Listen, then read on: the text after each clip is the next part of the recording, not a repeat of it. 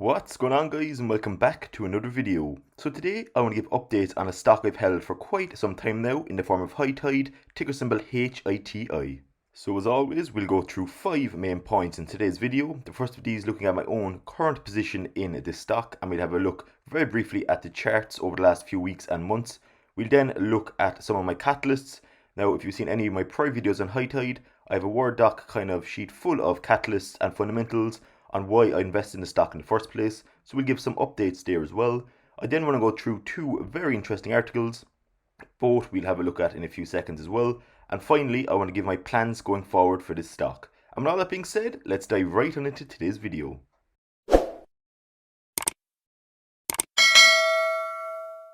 So here we are on Trading 2 and 2, where we have €9,650 invested overall. 8,364 of this is my own capital, and we're up €1,288 or 15.42%.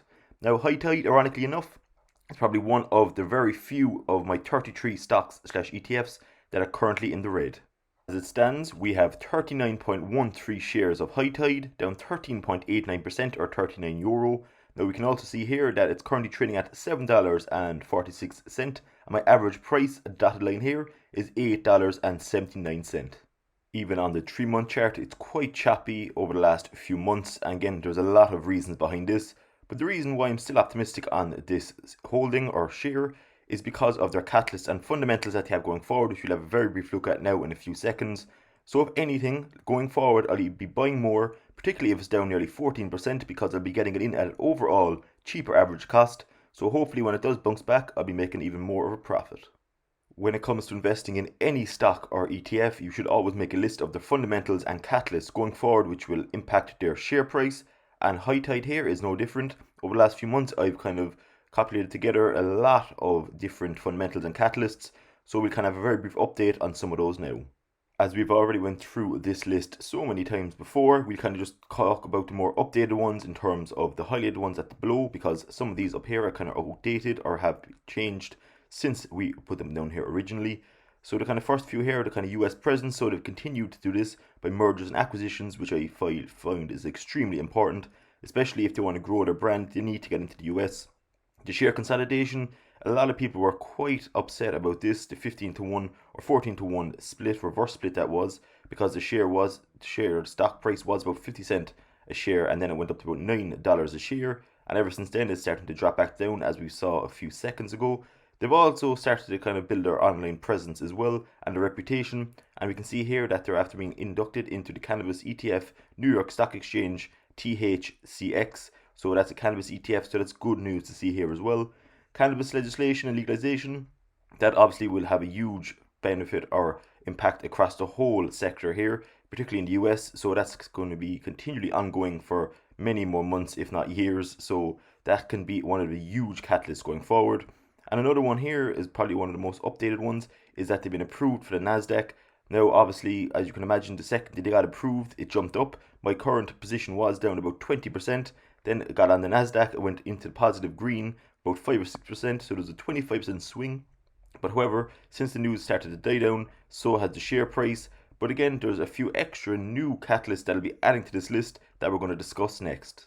Now, one interesting article I've found when doing research for this video certainly has nothing got to do with fundamentals or anything like that. It would probably be a short fix. But again, this will be that there seems to be a lot of online presence and social media about this stock, just like AMC was, and a few others such as GameStop, etc. So this could really drive up the price if this starts to go ahead. Now, certainly as a holder of this share, one thing that's definitely on my radar is June 28, where they're going to release Q2 financial and operational results. So I'm very interested to see how that's going to go. The Q1 of 2021 and even Q4 of 2020 were very impressive. So I personally feel, and probably a lot of other people feel as well, that if they can continue this extremely impressive results, this stock can only go in one direction, and that's up. So hopefully, and I hope I'm not proven wrong here, that the results are going to be very positive, just like their past few quarters. And there's 3 very minor things here as well from this article, is that it was up 5.63% last Friday, up to $7.50.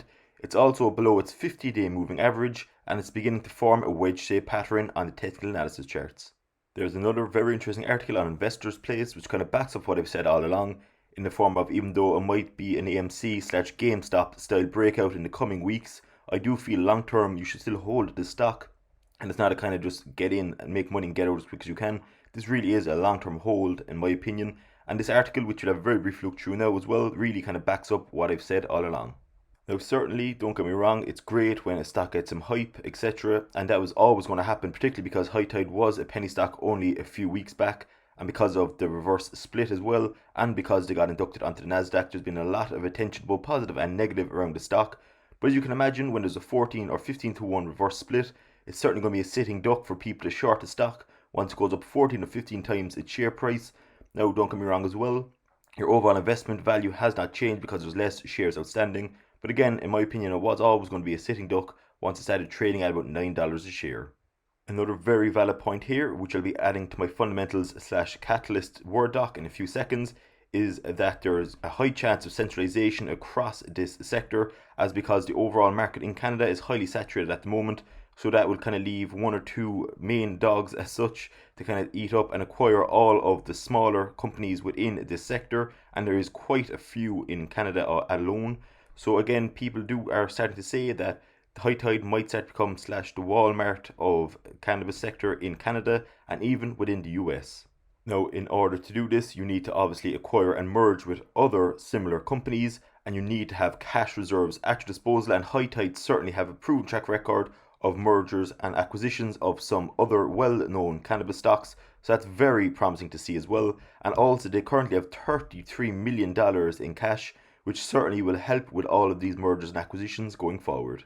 And another thing that HighTide have that a lot of other cannabis stocks are lacking is that they actually have proven track record of results. We can see even just from the Q4 and Q1 earnings already, and the Q2 earnings will be out in a few weeks, so we'll see there as well how impressive they're actually doing at the moment, and they're profitable as well.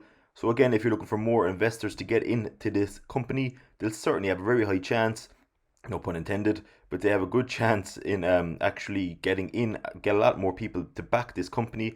And if so, if they can continue to acquire and merge with other companies, again, I can really see HighTide being one of the top positions or contenders to lead the cannabis industry across Canada and even across the globe.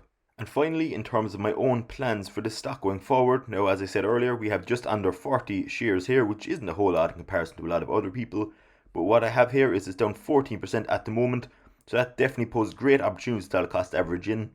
However, saying that, I probably won't be lumping a whole lot of money in very fast. I drip feed cash in a share or two here and there every so often into these style companies.